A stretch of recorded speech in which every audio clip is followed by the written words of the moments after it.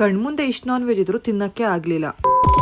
ಎಲ್ರಿಗೂ ನಮಸ್ಕಾರ, ನಾನ್ ನಿಮ್ಮ ಅರ್ಪಿತಾ ಅಭಿಷೇಕ್. ಇವತ್ತು ನಮ್ಮ ಪರಿಚಯದವರೊಬ್ರು ದೇವ್ರ ಸಭೆ ಮಾಡಿ ಕರೆದಿದ್ರು. ನಾವು ಹೋಗ್ತಾ ಇರೋದು ಅಂಗ್ರಳ್ಳಿ ಬೆಟ್ಟದ ತಿಮ್ಮಪ್ಪ ಸ್ವಾಮಿ ದೇವಸ್ಥಾನಕ್ಕೆ. ಇಲ್ಲೂ ಹೋಗ್ಬೇಕಾದ್ರೆ ನಾವು ಪಟ್ಟಿದ ಕಷ್ಟ ಅಷ್ಟಿಷ್ಟಲ್ಲ. ಯಾಕೆ ಅಂದ್ರೆ ತುಂಬಾ ಚಿಕ್ಕ ರೋಡು, ಒಂದ್ ಕಾರ್ ಹೋದ್ರೆ ಇನ್ನೊಂದ್ ಕಾರ್ ಬರೋದಿಕ್ಕ. ಅಲ್ಲಿ ಹೋದ್ಮೇಲೆ ಗೊತ್ತಾಯ್ತು ನಮ್ಗೆ ಯಾಕೆ ದೇವಸ್ಥಾನಕ್ಕೆ ಹೋಗಕ್ಕೆ ಇಷ್ಟ ಕಷ್ಟ ಆಯ್ತು ಅಂತ. ದೇವಸ್ಥಾನ ವ್ಯೂ, ದೇವಸ್ಥಾನದಿಂದ ಇರೋ ಕೆರೆ ಎಲ್ಲ ಸಾಕಾಗಿತ್ತು. ಅಲ್ಲಿ ಹೋದ್ಮೇಲೆ ನನಗ್ ಪರಿಚಯ ಆಗಿರೋರೆಲ್ಲ ಸಿಕ್ಕಿದ್ರು. ನನಗ್ ಪರಿಚಯ ಇರೋರ್ನೆಲ್ಲ ಮಾತಾಡ್ಸ್ಕೊಂಡು ದೇವಸ್ಥಾನಕ್ಕೆ ಹೋದೆ ಮಂಗಳಾರತಿ ತಗೊಳ್ಳೋಣ ಅಂತ. ದೇವ್ರನ್ನ ನೋಡಿ ತುಂಬಾ ಖುಷಿ ಆಯ್ತು. ದೇವ್ರಿಗೆ ನಮಸ್ಕಾರ ಹಾಕಿ ಒಳ್ಳೇದ್ ಮಾಡಪ್ಪ ಎಲ್ರಿಗೂ ಅಂತ ಕೇಳ್ಕೊಂಡು ಆಚೆ ಬಂದ್ವಿ. ಆಚೆ ಇಲ್ಲೊಂದ್ ದೇವ್ರ ಪೂಜೆ ಮಾಡ್ತಾ ಇದ್ರು, ಅದಕ್ಕೂ ನಮಸ್ಕಾರ ಹಾಕೊಂಡು ಊಟ ಮಾಡಕ್ಕೆ ಅಂತ ಹೋದ್ರೆ ಯಪ್ಪ ಈ ಬಿಸ್ಲುಗೆ ಒಂದ್ ಬಾಯಿಗೆ ಒಂದೊಂದು ತುತ್ತಿಡ್ತಾ ಇರಂಗು ಫುಲ್ ಬೇವ್ತಾ ಇದೆ. ಆ ಕಣ್ಮುಂದೆ ಇಷ್ಟ ಮಾಂಸ ಇದ್ರು ತಿನ್ನಕ್ಕಾಗ್ಲಿಲ್ಲ ಅಂದ್ರೆ ಇವತ್ತು ನಮ್ಮ ಮನೇಲಿ ನಾನ್ ವೆಜ್ ಮಾಡಿದ್ರು ಬೆಳಿಗ್ಗೆ ತಿಂಡಿಗೆ.